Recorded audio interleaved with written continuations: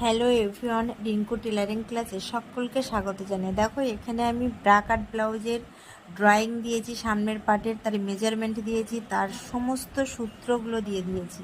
একটা ব্লাউজ বানাতে যে যে মাপগুলো লাগে সেগুলো আমি ক্যালকুলেশন করে দিয়েছি। আর দেখো এখানে যে সূত্রগুলো প্রয়োজন সেগুলো আমি অবশ্যই দিয়ে দিয়েছি। একটা ব্রা কাট ব্লাউজ বানাতে সামনের পার্টে কিন্তু টোটাল 8টা পার্টের প্রয়োজন হয়, ডান সাইড এবং বাম সাইড মিলে। সেই 8টা পার্ট আমরা কিভাবে বের করব তার আমি সূত্রগুলো এখানে লিখে দিয়েছি। দেখো তোমরা এগুলো অবশ্যই করে খাতায় তুলে নেবে।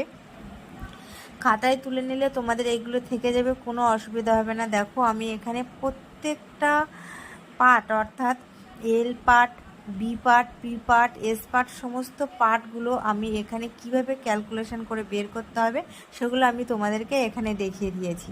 তোমরা দেখো